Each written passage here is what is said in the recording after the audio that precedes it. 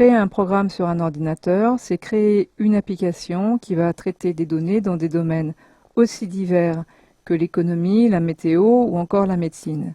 Les données à traiter sont donc très différentes selon l'application à écrire. Ce peut être des valeurs numériques, textuelles ou encore des photos ou des vidéos.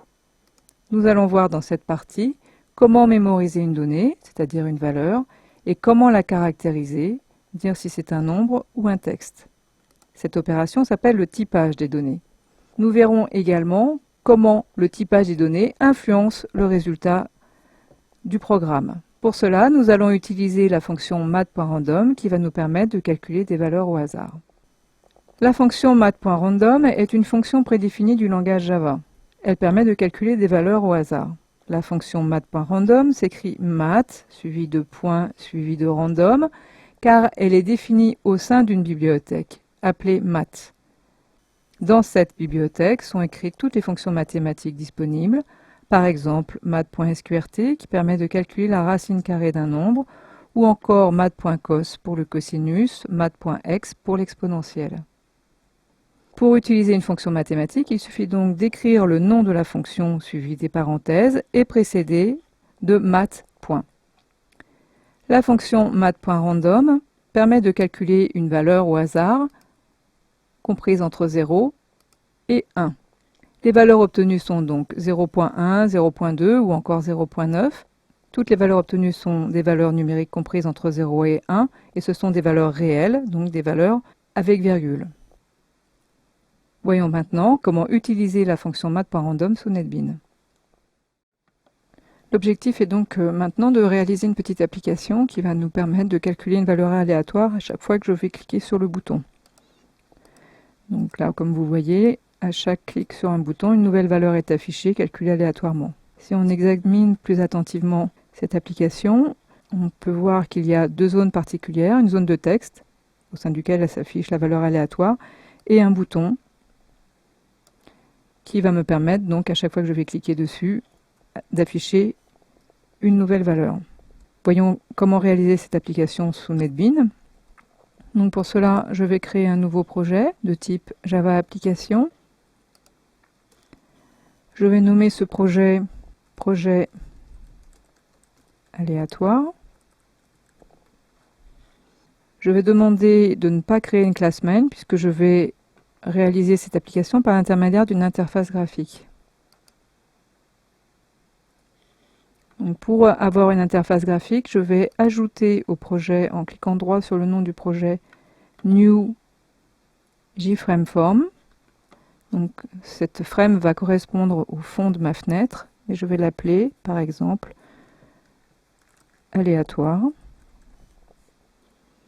Je vais la définir au sein d'un paquet que je vais appeler introduction.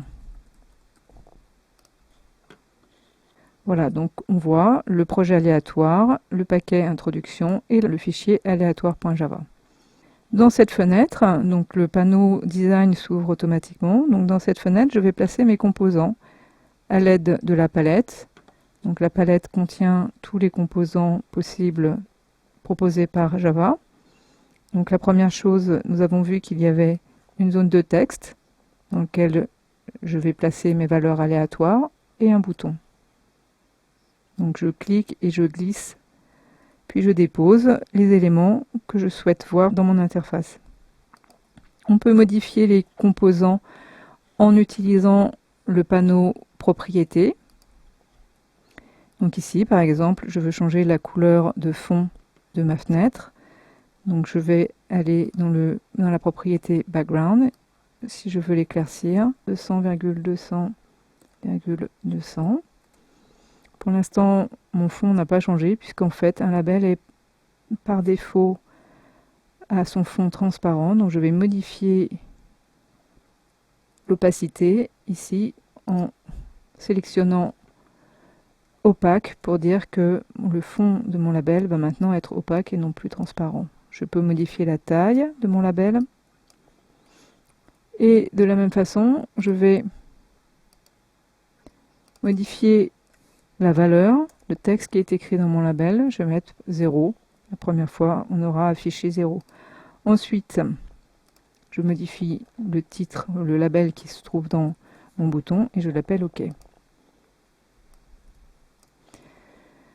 Cela fait, je vais aussi modifier dans la fenêtre, dans le panneau inspecteur, je vais modifier le nom des objets que je viens de placer dans la scène, de façon à ce que le nom soit plus parlant. Donc ici, je vais dire que c'est, par exemple, résultat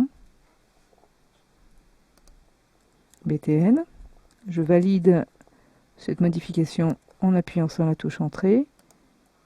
Et pour mon bouton, je vais l'appeler OK BTN.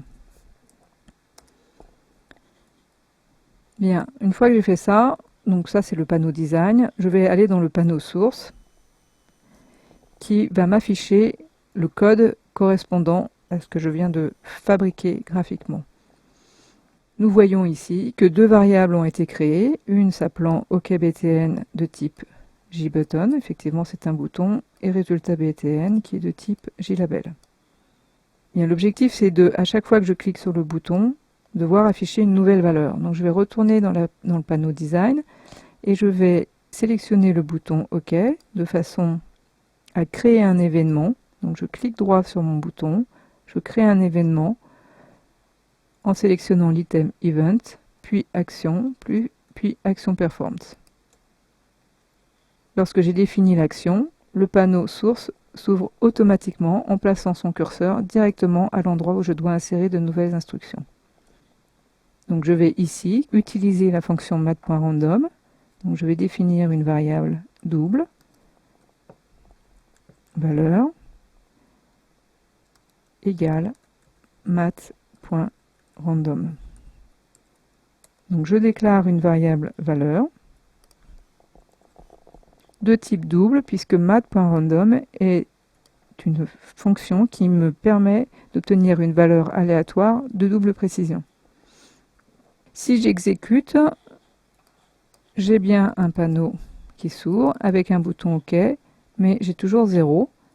Parce qu'effectivement, la valeur aléatoire est bien calculée, mais je n'ai pas dit de l'afficher dans le label résultat BTN. Donc je vais utiliser mon label résultat label et je vais dire de placer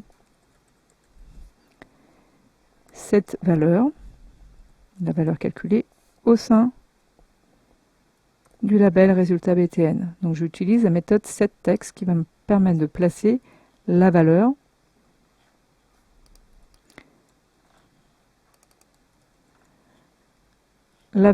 au sein du composant résultat BTN. Une erreur est indiquée, soulignée en rouge. Je survole et là, je vois que je ne peux pas mettre double à l'intérieur des parenthèses de la méthode setText. En effet, cette méthode demande d'avoir une chaîne de caractères à l'intérieur des parenthèses. Donc il va falloir que je transforme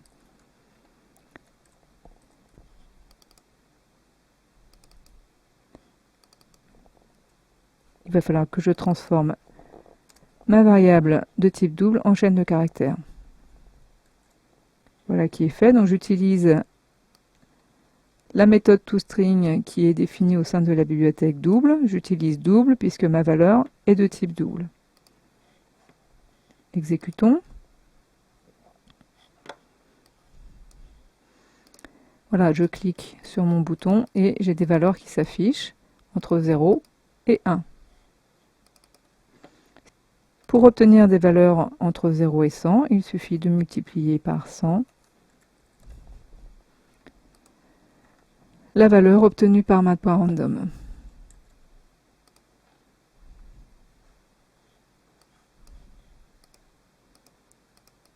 Les valeurs obtenues sont bien maintenant comprises entre 0 et 100. Ce que je voudrais maintenant, c'est n'avoir plus que la partie entière, ne plus afficher les valeurs qui se situent après la virgule. Donc pour cela, je vais modifier le type de ma valeur et je vais mettre int. Et je vais aussi modifier l'outil toString, puisque la valeur étant de type int, je vais avoir à transformer ma chaîne de caractères en utilisant la bibliothèque integer. Lorsque je modifie le type de ma valeur, que je remplace double par int, apparaît une erreur. NetBeans m'indique qu'il y a une erreur en soulignant en rouge l'instruction. Et si je survole le point d'exclamation, il me précise le type de l'erreur. Et là, NetBeans me dit que je perds de la précision lorsque j'écris l'instruction de cette façon. Voyons pourquoi. Lorsque je souhaite transformer un réel en entier, je vais déclarer dans un premier temps une variable valeur réelle de type double et je lui affecte par exemple la valeur 50.12345. En réalisant cette instruction, lorsque Java va exécuter le programme, il va créer une zone mémoire suffisamment grande pour y stocker la valeur 50.12345. D'une manière générale, les cases mémoire de type double sont les mémoires les plus grandes puisqu'elles permettent de mémoriser des valeurs de double précision. En écrivant l'instruction int valeur entière égale valeur réelle, je vais créer une case de type int, plus petite puisqu'elle contient moins d'informations. Et par l'affectation, je vais essayer de faire rentrer une valeur de double précision, donc contenant beaucoup d'informations, dans une case beaucoup plus petite, ce qui n'est pas possible. Et donc l'information va être tronquée, donc je vais perdre en précision, et puisque je souhaite obtenir une valeur entière, je vais récupérer la partie entière de la valeur réelle, ici 50. Dans cette situation, le compilateur Java, ce n'est pas le cas de tous les compilateurs, a la gentillesse de nous indiquer que notre programme risque de perdre des informations et il nous demande de confirmer que c'est bien ce que nous souhaitons. Pour ce faire, nous allons modifier l'instruction et placer après le signe égal le terme entre parenthèses int qui explique que je souhaite bien transformer ma valeur réelle en entier pour la stocker dans la variable valeur entière. Cette opération, le fait de placer le terme int devant la variable valeur réelle, s'appelle le cast. Revenons maintenant sous NetBeans pour corriger notre instruction. Je place donc le terme int entre le égal et l'instruction math.random. Exécutons. La fenêtre apparaît. Si je clique sur OK, une valeur est calculée, mais la valeur affichée est 0. Voyons pourquoi. L'instruction, telle qu'elle est écrite, s'exécute dans un certain ordre. Lorsque j'écris l'instruction int valeur entière égale int entre parenthèses math.random.100, il s'agit ici d'une instruction d'affectation et l'ordre d'exécution, c'est dans un premier temps d'exécuter la partie qui se trouve à droite du signe égal, puis, une fois que la valeur est calculée, de placer cette valeur dans la variable valeur entière. L'instruction en vert, ici, s'exécute elle-même dans un certain ordre. Dans un premier temps, je vais calculer math.random pour obtenir une valeur calculée au hasard, et ensuite, je vais la caster, comme nous l'avons vu tout à l'heure, de façon à obtenir un entier. Le fait de caster la valeur calculée au hasard fait que j'obtiens 0. Pourquoi? Math.random calcule les valeurs comprises entre 0 et 1. En grande majorité, les valeurs obtenues sont 0.5, 0.952, 0. quelque chose. Donc la grande majorité des valeurs obtenues par math.random commence par un 0. Très rarement, j'obtiendrai 1. Si je caste des valeurs comprises entre 0. quelque chose et 0. quelque chose, le résultat obtenu sera toujours 0. Ensuite, je multiplie 0 par 100, j'obtiendrai toujours un 0 au final. Si je souhaite modifier l'ordre d'exécution de cette instruction, je vais insérer des parenthèses qui vont indiquer au compilateur l'ordre dans lequel je vais exécuter l'instruction. Ici, je vais donc calculer d'abord ma valeur aléatoire, puis multiplier par 100, puisque c'est l'expression qui est entre parenthèses. Je vais obtenir par exemple une valeur 25.224 que je vais ensuite caster et donc obtenir une valeur entière égale à 25, donc différente de 0. Revenons sous NetBeans de façon à modifier l'ordre d'exécution de mon instruction.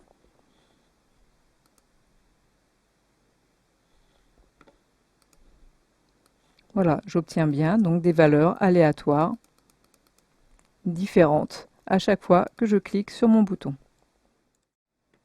Dans cette leçon, nous avons appris plusieurs choses. À propos de NetBeans, nous avons vu comment créer un projet. Dans ce projet, nous n'avons pas inclus de classe main puisque nous souhaitions créer une application avec une interface graphique et pour cela, nous avons ajouté au projet une classe JFrame. Ensuite, dans le panneau Design, nous avons vu comment ajouter des composants par glisser-déposer, modifier ces composants. Nous avons pu modifier la couleur, le texte des composants. Et nous avons également donné un nom aux composants dans le panneau Inspecteur de façon à ce qu'ils puissent être utilisés ensuite dans le programme Java. Nous avons vu comment ajouter un événement en cliquant droit sur le composant et en sélectionnant l'item Event, puis Action Performed. Dans la fenêtre source, nous avons ajouté des instructions dans la fonction associée à l'événement. Concernant Java, nous avons appris à déclarer une variable. Déclarer une variable, c'est déterminer un type, puis définir un nom de variable. Nous avons examiné des types de base, comme le type double, qui nous a permis d'utiliser des valeurs réelles de double précision, le type int, pour utiliser des valeurs entières. D'une manière générale, il existe d'autres types, le type byte, short, long ou float. Le type byte va nous permettre d'utiliser des variables entre -128 et 127. Le type short permet de définir, d'utiliser des valeurs un peu plus grandes, int encore un peu plus grandes, long, float et double est le type qui permet d'avoir des valeurs les plus grandes possibles, les plus précises. Nous avons vu le mécanisme du cast qui nous permet de convertir un nombre avec perte d'information. Par exemple, si je souhaite définir une valeur double en int, je vais mettre le terme int entre parenthèses entre les égales et la variable.